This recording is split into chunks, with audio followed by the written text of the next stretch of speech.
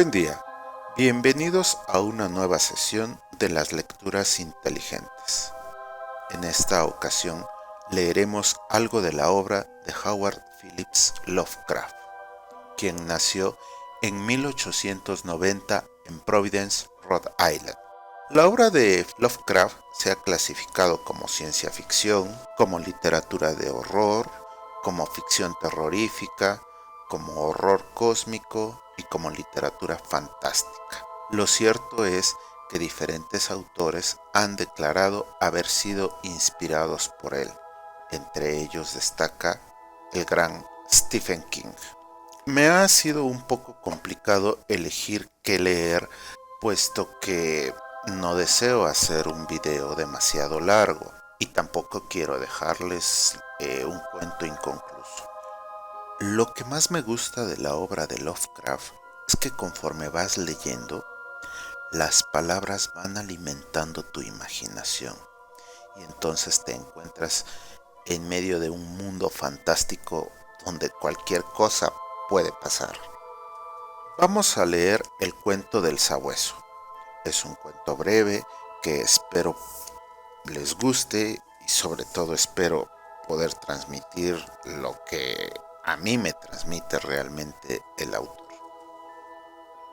Esta lectura va dedicada a alguien que la va a escuchar, espero con atención, en Valle de Bravo, México. El sabueso. En mis torturados oídos resuenan incesantes un chirrido y un aleteo de pesadilla, y un breve ladrido lejano como el de un gigantesco sabueso. No es un sueño, y temo que ni siquiera sea una locura, ya que son muchas las cosas que me han sucedido para que pueda permitirme esas misericordiosas dudas. John es un cadáver destrozado. Únicamente yo sé por qué, y la índole de mi conocimiento es tal que estoy a punto de saltarme la tapa de los sesos por miedo a ser destrozado del mismo modo.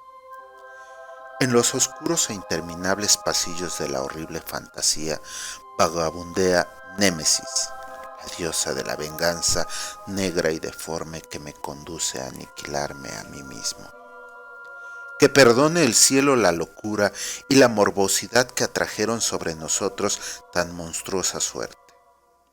Hartos ya con los tópicos de un mundo prosaico, donde incluso los placeres del romance y de la aventura pierden muy rápido su atractivo, John y yo habíamos seguido con entusiasmo todos los movimientos estéticos e intelectuales que prometían terminar con nuestro insoportable aburrimiento. Los enigmas de los simbolistas y los éxtasis de los prerrafaelistas fueron nuestros en su época, pero cada nueva moda quedaba vaciada demasiado pronto de su atrayente novedad. Nos apoyamos en la sombría filosofía de los decadentes y a ella nos dedicamos aumentando poco a poco la profundidad y el diabolismo de nuestras penetraciones. Baudelaire y Haussmann no tardaron en hacerse pesados, hasta que al final no quedó ante nosotros más camino que el de los estímulos directos, provocados por anormales experiencias y aventuras personales.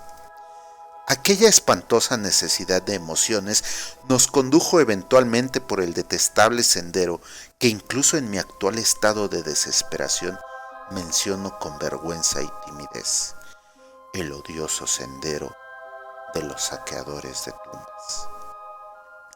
No puedo revelar los detalles de nuestras impresionantes expediciones ni catalogar siquiera en parte el valor de los trofeos que adornaban el anónimo museo que preparábamos en la enorme casa donde vivíamos John y yo, solos y sin criados.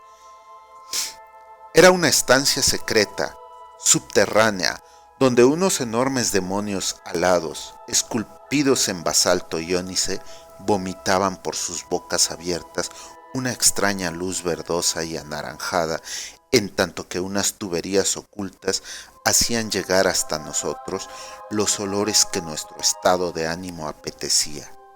a veces el aroma de pálidos lirios fúnebres, a veces el narcótico incienso de unos funerales en un imaginario templo oriental, y a veces, como me estremece al recordarlo, la espantosa fetidez de una tumba descubierta. Alrededor de las paredes de aquella repulsiva estancia había féretros de antiguas momias alternando con hermosos cadáveres que tenían una apariencia de vida. Aquí y allá, unas hornacinas contenían cráneos de todas las formas y cabezas conservadas en diversas fases de descomposición. Allí podían encontrarse las podridas y calvas coronillas de famosos nobles y las tiernas cabecitas doradas de niños recién enterrados.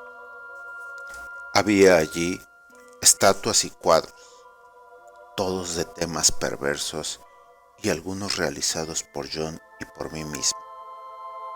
Un portafolio cerrado, encuadernado con piel humana curtida, contenía ciertos dibujos atribuidos a Goya y que el artista no se había atrevido a publicar.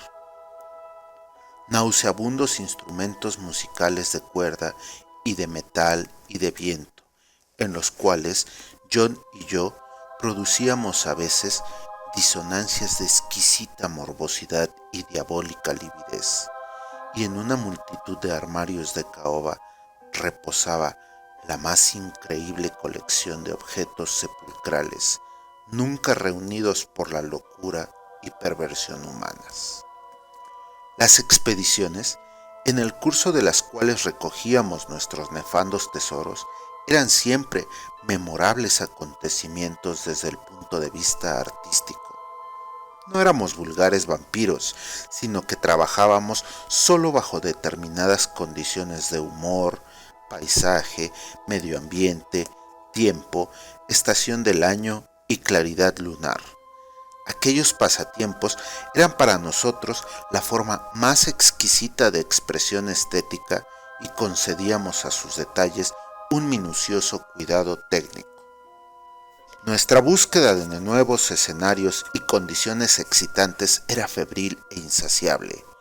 John abría siempre la marcha y fue él quien descubrió el maldito lugar que acarreó sobre nosotros una espantosa e inevitable fatalidad.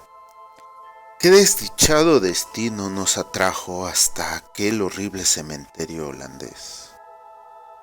Creo que fue el oscuro rumor, la leyenda, acerca de alguien que llevaba enterrado allí 5 siglos. Alguien que en su época fue un saqueador de tumbas y había robado un valioso objeto del sepulcro de un poderoso. Recuerdo la escena en aquellos momentos finales, la pálida luna otoñal sobre las tumbas, proyectando sombras alargadas y horribles. Los grotescos árboles cuyas ramas descendían tristes hasta unirse en el descuidado césped y las estropeadas losas.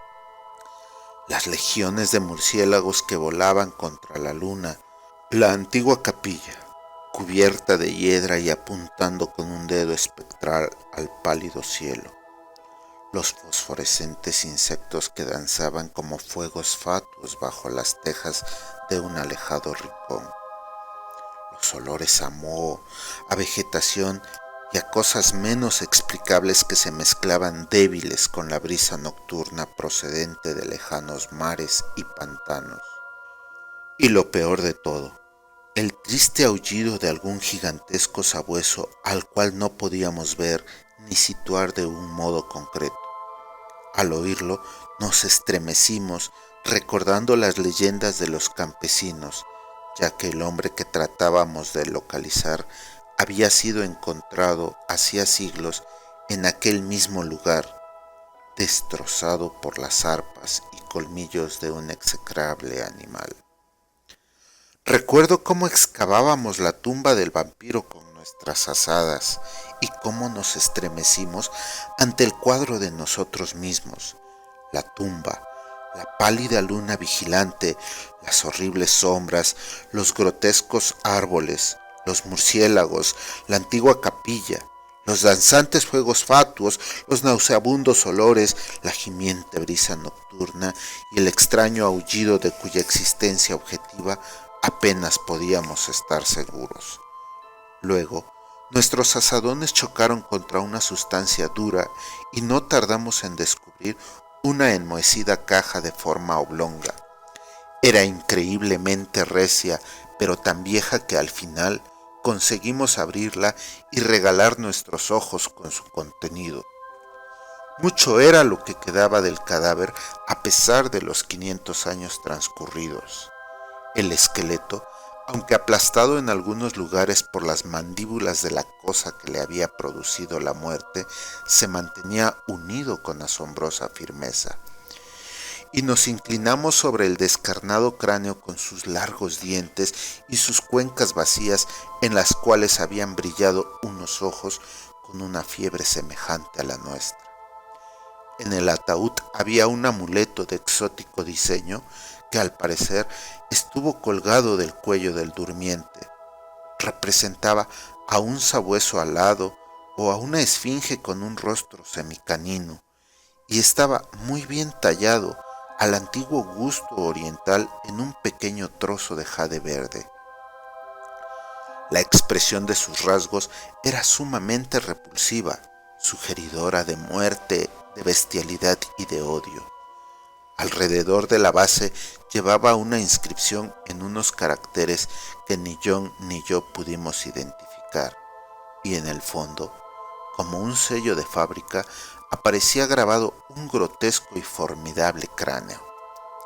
En cuanto echamos la vista encima al amuleto, supimos que debíamos poseerlo, que aquel tesoro era evidente nuestro botín. Aún el caso que nos hubiera resultado por completo desconocido, lo hubiéramos deseado. Pero al mirarlo de más cerca, nos dimos cuenta de que nos parecía algo familiar. En realidad, era ajeno a todo arte y literatura conocida por lectores cuerdos y equilibrados. Pero nosotros reconocimos en el amuleto la cosa sugerida en el prohibido Necronomicon del árabe loco Abdul al-Hasred, el horrible símbolo del culto de los devoradores de cadáveres de la inaccesible Leng en el Asia Central. No nos costó ningún trabajo localizar los siniestros rasgos descritos por el antiguo demonólogo árabe, unos rasgos extraídos de alguna oscura manifestación sobrenatural de las almas de aquellos que fueron vejados y devorados después de muertos. Apoderándonos del objeto de jade verde, dirigimos una última mirada al cavernoso cráneo de su propietario y cerramos la tumba, volviendo a dejarla tal y como la habíamos encontrado. Mientras nos marchábamos a toda prisa del horrible lugar, con el amuleto robado en el bolsillo de John, nos pareció ver que los murciélagos descendían en tropel hacia la tumba que acabábamos de profanar, como si buscaran en ella algún repugnante alimento, pero la luna del otoño brillaba muy tenue y no pudimos saberlo a ciencia cierta. Al día siguiente, cuando embarcábamos en un puerto holandés para regresar a nuestro hogar, nos pareció oír el leve y lejano aullido de algún gigantesco sabueso. Pero el viento de otoño gemía triste y no pudimos saberlo con seguridad. Menos de una semana después de nuestro regreso a Inglaterra, comenzaron a suceder cosas muy extrañas.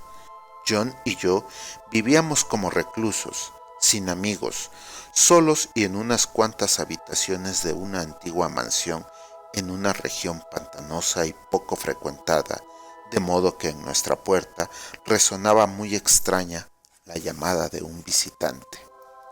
Ahora, sin embargo, estábamos preocupados por lo que parecía ser un frecuente roce en medio de la noche, no solo alrededor de las puertas, sino también alrededor de las ventanas, lo mismo en las de la planta baja que en las de los pisos superiores.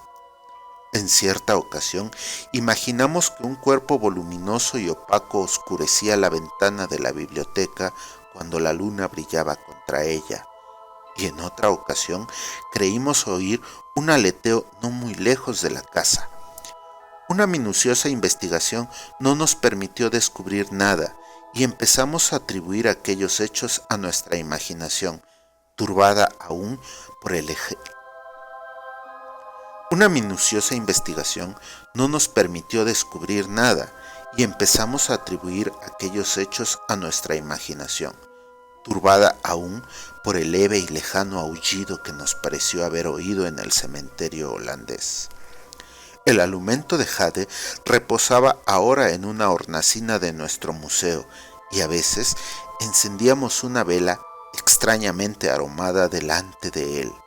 Leímos mucho en el Necronomicon de Al-Hazret acerca de las propiedades. El amuleto de jade reposaba ahora en una hornacina de nuestro museo y a veces encendíamos una vela extrañamente aromada delante de él.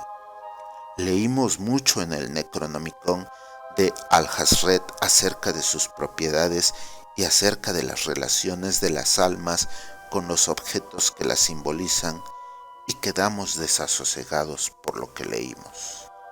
Luego llegó el terror.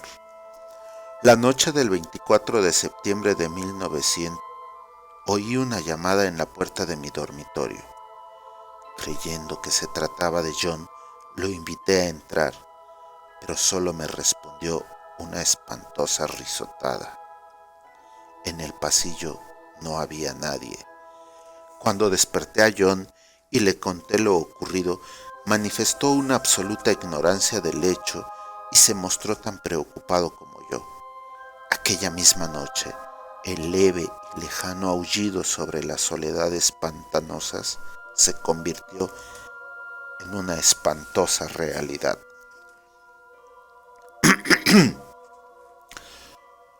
4 días más tarde, mientras nos encontrábamos en el museo, oímos un cauteloso arañar en la única puerta que conducía a la escalera secreta de la biblioteca.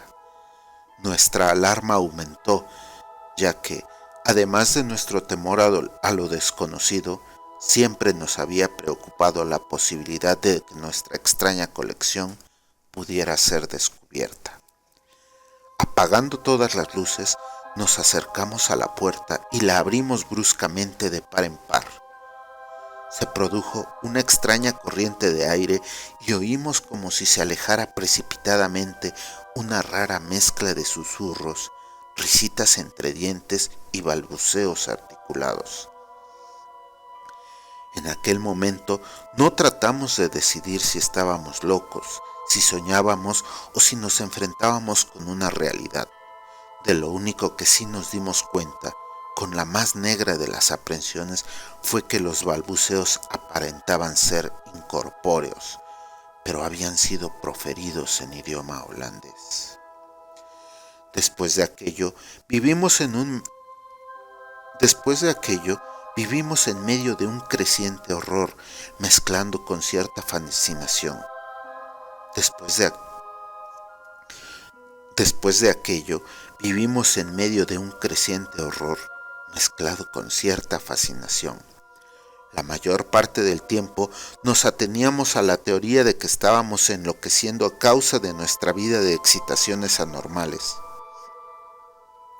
Pero a veces nos complacía más dramatizar acerca de nosotros mismos y considerarnos víctimas de alguna misteriosa y aplastante fatalidad. Las manifestaciones extrañas eran ahora demasiado frecuentes para ser contadas. Nuestra casa solitaria parecía con sorpresa viva con la presencia de algún ser maligno cuya naturaleza no podíamos intuir, y cada noche aquel demoníaco aullido llegaba hasta nosotros cada vez más claro y audible. El 29 de octubre encontramos en la tierra blanda, debajo de la ventana de la biblioteca, una serie de huellas de pisadas por completo imposibles de describir, resultaban tan desconcertantes como las bandadas de enormes murciélagos que merodeaban por los alrededores de la casa en número creciente.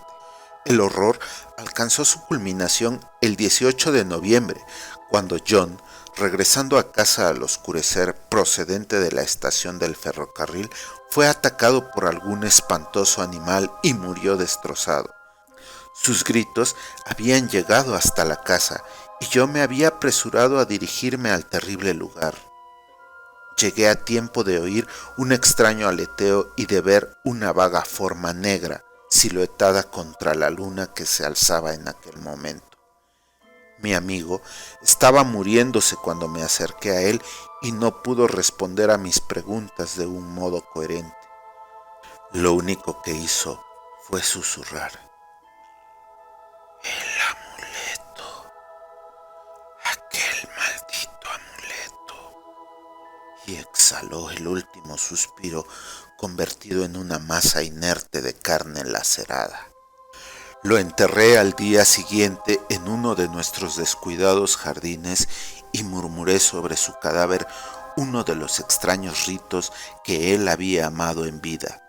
Y mientras pronunciaba la última frase, oí a lo lejos el débil aullido de algún gigantesco sabueso.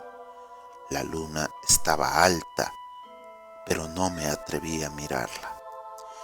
Cuando vi sobre el marjal una ancha y nebulosa sombra que volaba de otero en otero, cerré los ojos y me dejé caer al suelo, boca abajo. No sé el tiempo que pasé en aquella posición, solo recuerdo que me dirigí temblando hacia la casa y me prosterné delante del amuleto de jade verde. Temeroso de vivir solo en la antigua mansión, al día siguiente me marché a Londres llevándome el amuleto, después de quemar y enterrar el resto de la impía colección del museo. Pero al cabo de 3 noches oí de nuevo el aullido, y antes de una semana comencé a notar unos extraños ojos fijos en mí en cuanto oscurecía. Una noche, mientras paseaba por el malecón Victoria, vi que una sombra negra oscurecía uno de los reflejos de las lámparas en el agua. Sopló un viento más fuerte que la brisa nocturna y en aquel momento supe que lo que había atacado a John no tardaría en atacarme a mí. Al día siguiente empaqué con cuidado el amuleto de jade verde y embarqué hacia Holanda. Ignoraba lo que podía ganar devolviendo el objeto a su silencioso y durmiente propietario, pero me sentía obligado a intentarlo todo con tal de desvanecer la amenaza que pesaba sobre mi cabeza. Lo que pudiera ser el sabueso y los motivos para que me hubiera perseguido eran preguntas todavía vagas, pero yo había oído por primera vez el aullido en aquel antiguo cementerio y todos los acontecimientos subsiguientes, incluido el moribundo susurro de John, habían servido para relacionar la maldición con el robo del amuleto.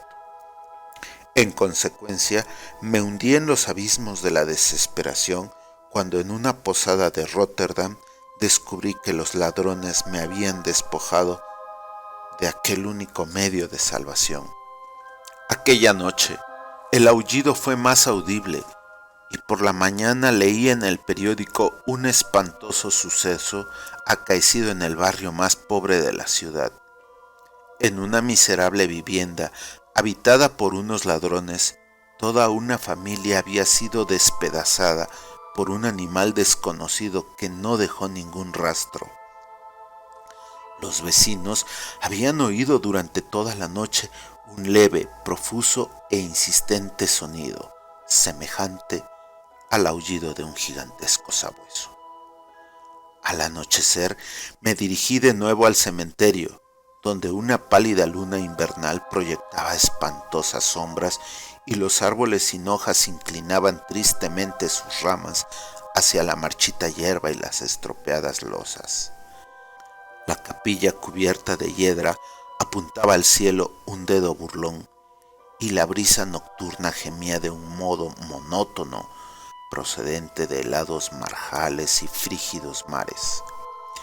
El aullido era ahora muy débil y cesó por completo mientras me acercaba a la tumba que unos meses antes había profanado, ahuyentando a los murciélagos que habían estado volando extrañamente alrededor del sepulcro. No sé por qué había acudido allí, a menos que fuera para rezar o para murmurar dementes explicaciones y disculpas al tranquilo y blanco esqueleto que reposaba en su interior. Pero cualesquiera que fueran mis motivos, ataqué el suelo medio helado con una desesperación parcialmente mía y poco a poco de una voluntad dominante ajena a mí mismo. La excavación resultó mucho más fácil de lo que había esperado, aunque en un momento determinado me encontré con una extraña interrupción. Un esquelético buitre descendió del frío cielo y picoteó enloquecido en la tierra de la tumba hasta que lo maté con un golpe de azada. Finalmente dejé al descubierto la caja oblonga y saqué la enmohecida tapa. Aquel fue el último acto racional que realicé, ya que en el interior del viejo ataúd, rodeado de enormes y soñolientos murciélagos, se encontraba lo mismo que mi amigo y yo habíamos robado, pero ahora no estaba limpio y tranquilo como lo habíamos visto entonces, sino cubierto de sangre reseca y de jirones de carne y de pelo, mirándome fijo con sus cuencas fosforescentes. Sus colmillos ensangrentados brillaban en su boca entreabierta en un rictus burlón, como si se mofara de mi inevitable ruina.